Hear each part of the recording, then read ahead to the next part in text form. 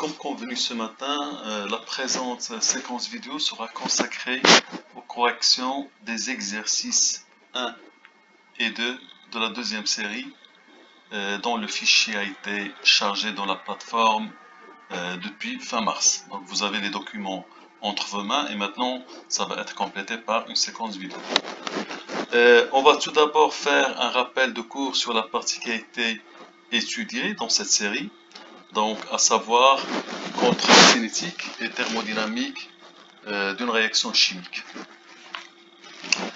Donc, la sélectivité de la réaction d'énolisation, on va parler de la réaction, essentiellement de la réaction d'énolisation. Donc, la sélectivité de la réaction d'énolisation d'un dérivé carbonylé non symétrique, c'est-à-dire une cétone qui est les deux côtés qui ne sont pas identiques, ou bien qui possède deux types d'hydrogène acide, en alpha et en alpha prime. Donc on a dit cette sélectivité, elle dépend des conditions de la réaction. Donc cette réaction, elle peut se faire sous contrôle cinétique, ou bien elle va être favorisée, c'est-à-dire elle va favoriser la formation du produit le plus rapide. Donc c'est-à-dire c'est le produit qui va être formé le plus rapidement possible. C'est un produit qui est issu d'un contrôle cinétique. Par contre, le contrôle thermodynamique, il va favoriser la formation du produit le plus stable. Donc, en résumé, lors d'une réaction d'énolisation d'un dérivé carbonylé non symétrique, on va avoir soit la formation de l'énolate cinétique, c'est-à-dire énolate le moins stable. Cette énolate, elle est formée en arrachant le proton le moins encombré. Donc, pour privilégier la formation de cette énolate cinétique, on utilise une base forte dans un solvant aprotique. En cours, on a vu par exemple LDA, le diisopropylamidure de lithium, dans le THF à très basse température. Donc, on travaille de l'ordre de moins 50 degrés à moins 60 degrés. Pour la formation de l'énolate thermodynamique, c'est-à-dire l'énolate le plus stable, le plus substitué, cette énolate elle est formée en arrachant le proton le plus encombré.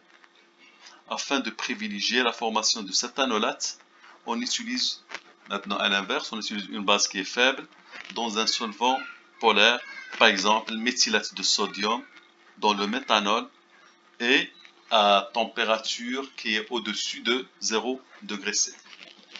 Maintenant revenons à notre exercice 1 et 2, on a dit qu'il est consacré aux divers types d'énolates cinétiques ou bien thermodynamiques. On a fait un petit rappel, donc maintenant on a les outils pour résoudre nos deux exercices. Donc pour l'exercice 1, donc le petit a, on va lire ensemble s'il vous plaît. Donc on considère l'acétone cyclique énantiomériquement pur. Donc le mot énantiomériquement pur, c'est-à-dire il y a seulement un seul composé et qui est optiquement actif, c'est-à-dire possède un pouvoir rotatoire.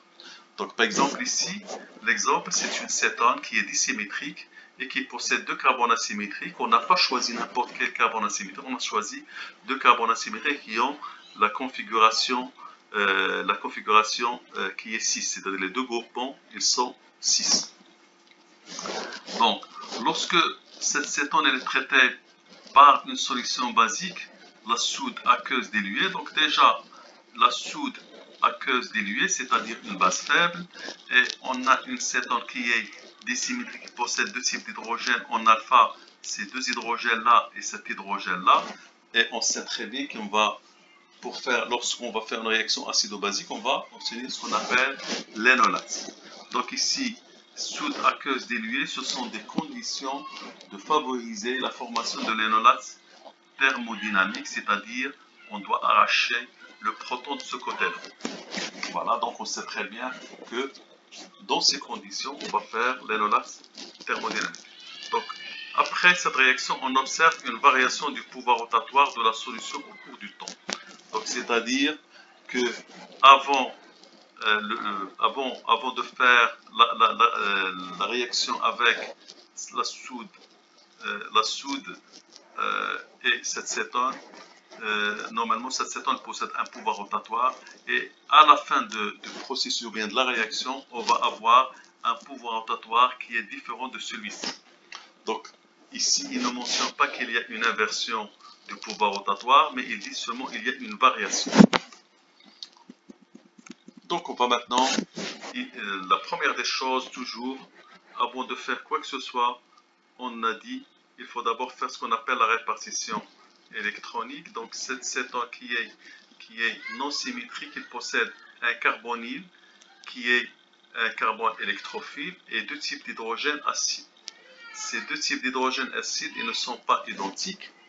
Donc c'est pour cela on a dit, ça dépend des conditions opératoires, on peut favoriser l'énolate cinétique ou bien l'énolate thermodynamique.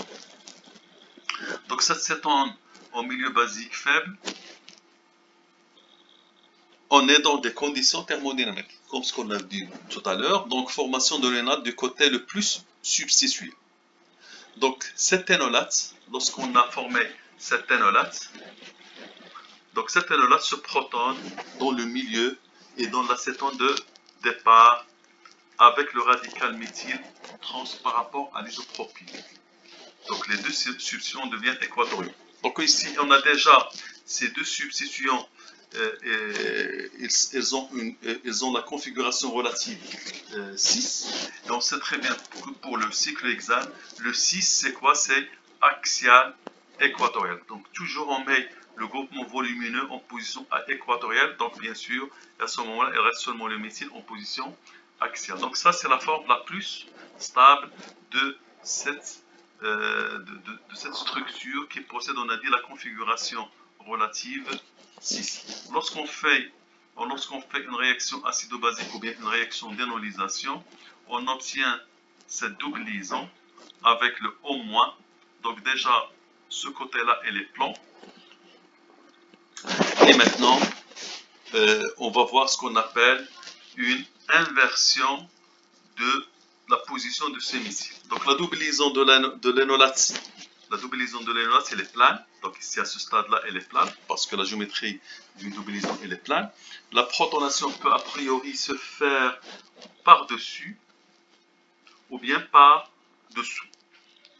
Et comme on est dans les conditions thermodynamiques, donc on forme le diastéréoisomère le plus stable. Le diastéréoisomère le plus stable, c'est-à-dire que le méthyle ne va pas occuper la position axiale, mais il va occuper la position équatoriale. Donc les pouvoirs rotatoires, bien sûr, si on compare entre celui-là, on est passé de 6 à 30. Maintenant, la configuration relative de cette cétone, les deux groupements, ils sont en position 30. Donc bien sûr, on est passé d'un pouvoir rotatoire alpha à un autre pouvoir rotatoire alpha' qui est différent totalement du précédent. Donc les pouvoirs rotatoires de A et B sont différents, d'où la variation du pouvoir rotatoire. Donc qu'est-ce qu'on fait ici? En conclusion, donc cette variation du pouvoir rotatoire de A et de B est due à l'isomérisation de la forme 6 à la forme trans via la forme énolate. Donc maintenant on va passer à la deuxième partie de l'exercice 1. Donc on va préciser le type d'énolate qui a été formé, soit l'énolate cinétique ou bien thermodynamique pour ses dérivés carboniques. Donc le point commun entre ces quatre dérivés carboniques, ce sont des dérivés carboniques qui sont dissymétriques, c'est-à-dire il y a deux types d'hydrogène acide, comme ici, et deux types d'hydrogène acide en alpha et en gamma. Donc on va revenir ici pourquoi cet hydrogène est acide. Donc on doit d'abord traiter cet cycle hexanal. Donc cet cycle hexanal, il possède, on a dit, deux types d'hydrogène acide, donc en alpha et en alpha prime. Donc cette cétone, on a dit, il n'est pas symétrique. Donc la formation de l'énolate A, donc l'énolate A, c'est-à-dire l'arrachement de l'hydrogène le moins encombré, elle est plus rapide. Donc c'est pour cela on dit ça c'est une énolate cinétique que l'énolate B. Donc l'énolate B, il est issu de l'arrachement du proton qui est sur la partie la plus encombrante. Donc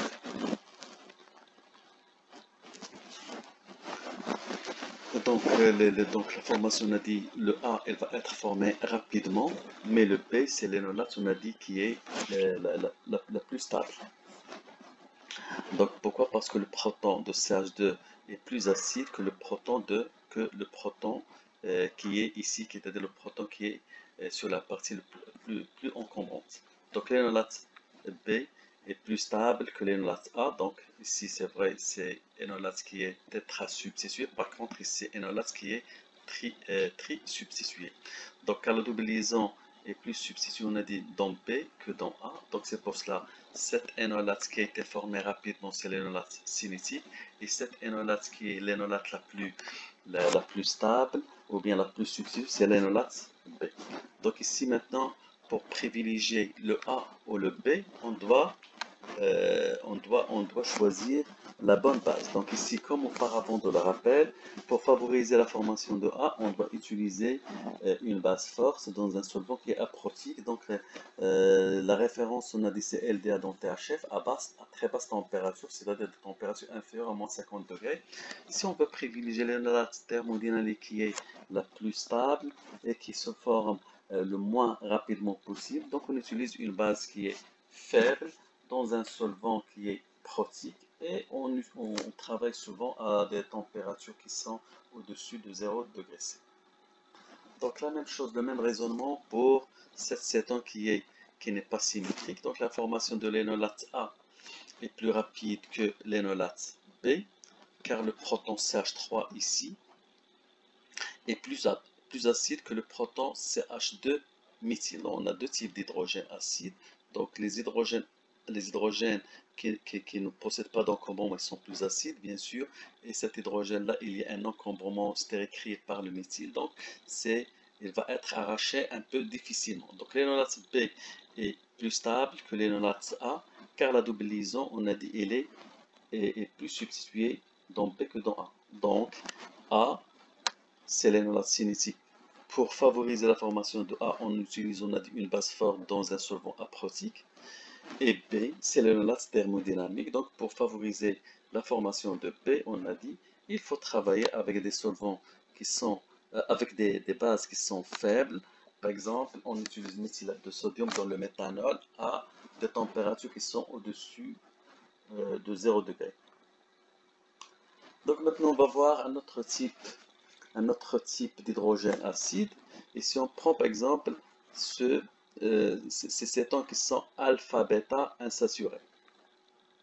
Donc l'effet électronique de l'acétone est ressenti avec la même intensité par les protons A et les protons B. Donc pourquoi? Parce que l'effet électronique, il se transmet ici pour le B et se transmet à travers la double liaison. On a une conjugaison donc qui va assurer le transfert de l'influence de cet oxygène sur ces hydrogènes-là. Donc maintenant, ces hydrogènes ne sont pas en position alpha, mais ils sont en position gamma. On a dit alpha, bêta et gamma. Donc les protons B, donc l'effet est transmis par la double liaison. De plus, les protons B sont plus acides que les protons A à cause, pourquoi? À cause de leur présence en alpha d'une double liaison. Donc ici, on a tranché. Donc déjà, les hydrogènes en gamma par rapport à un système conjugué, ce sont des hydrogènes acides. Ils sont plus acides parce qu'ils sont en présence d'une double liaison. Donc ici, si on compare l'acidité entre ces deux hydrogènes, l'hydrogène en alpha il est moins acide que les hydrogènes en gamma. Donc, on forme les deux anions A et B. Donc, voilà l'anion A et l'anion B par action d'une base. Donc, la charge de l'anion B, elle est délocalisée sur trois centres. Donc, donc on a trois formes limites ou bien trois formes mésomères. Par contre, la délocalisation de la charge négative sur A, elle est transmise sur seulement deux centres. Donc, on a deux formes limites. Donc, et on a dit qu'un intermédiaire est stable lorsque s'il possède plus de formes limites. Donc la forme B, c'est la forme la plus stable.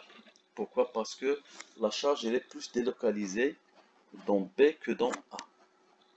Donc en conclusion, donc l'anion B se forme rapidement. Pourquoi? Parce que il a été abouti à partir de l'arrachement de l'hydrogène qui est le plus acide. Donc l'anion B, c'est l'anion cinétique. Pourquoi? Parce qu'il se forme rapidement. Il se trouve aussi que cet anion B, c'est l'anion le plus stable. Pourquoi on a dit? Parce qu'il y a la charge négative, elle est délocalisée sur plusieurs centres. Donc, puisqu'il est plus stable, donc c'est l'anion thermodynamique. Donc, l'énolate avec la charge négative sur l'oxygène issu de l'anion B est à la fois l'énolate cinétique et l'énolate thermodynamique. Ok? Donc, cette énolate, c'est l'énolate cinétique. Pourquoi? Parce qu'il se forme rapidement. Pourquoi? Parce que l'arrachement du proton en gamma, il se fait plus facilement parce que les hydrogènes en gamma sont des hydrogènes plus acides. Ils sont à proximité de la double liaison. Et en plus, cette énolate, elle est plus stable. Et donc, c'est-à-dire, pourquoi? Parce qu'il y a une délocalisation sur plusieurs centres. Donc, cette énolate, il va jouer les deux rôles, énolate cinétique et énolate thermodynamique. Donc, en résumé, si on fait agir cette cétone alpha-bêta insaturé avec une base, on va obtenir, quelle que soit la nature de la base, on va obtenir préférentiellement cette énolate B. Pourquoi? Parce que c'est l'énolate qui va jouer les deux rôles cinétique et thermodynamique. Donc, dans le même contexte, donc, on va voir aussi un autre type de carbonyle qui est alpha-bêta insaturé. Donc, ici, on a deux types d'hydrogènes. On a des hydrogènes en alpha et des hydrogènes en gamma. Donc, les hydrogènes en alpha, ce sont des hydrogènes acides. Les hydrogènes en gamma, ce sont des hydrogènes aussi acides. Pourquoi? Parce que l'influence de cet oxygène, il est transmis à travers la double liaison. Si on compare l'acidité entre ces deux types d'hydrogènes, alpha et gamma, on voit très bien que les hydrogènes en gamma, ce sont des hydrogènes plus acides. Pourquoi? Parce qu'ils sont à proximité d'une double liaison. Donc, s'il y a une réaction qui va se faire, ou bien s'il y a l'arrachement qui va se faire en premier lieu, c'est l'arrachement de ces hydrogènes en petit p. Donc, on va rediscuter tout ça. Donc, l'effet électronique de l'acétone est ressenti avec même intensité par le proton A et le proton B, car pour les protons B, l'effet est transmis par la double liaison, c'est ce qu'on a expliqué tout à l'heure. De plus, les protons B sont plus acides que les protons A, à cause de leur présence en alpha d'une double liaison. Donc, on forme les deux anions A et B par action d'une base. Donc, la charge de l'anion B est délocalisée sur trois centres, alors que la charge de l'anion A est seulement sur deux charges.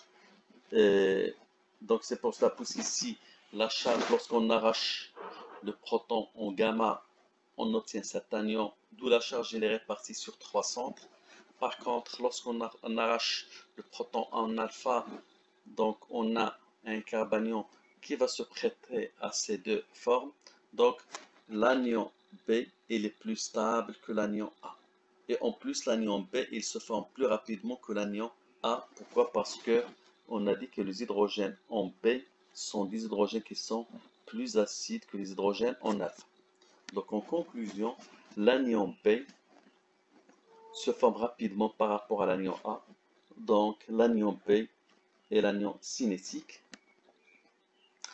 Et puisque cet anion-là, il est plus stable, donc il va jouer encore le rôle de l'anion thermodynamique. Donc, cet énolate, c'est l'énolate cinétique et thermodynamique. Donc, quelle que soit la nature de la base qui va être utilisée lors de la réaction acido-basique avec ce système conjugué, donc l'arrachement ou bien l'énolate B, c'est l'énolate qui va être formé, d'accord, quelle que soit la nature de la base. Voilà.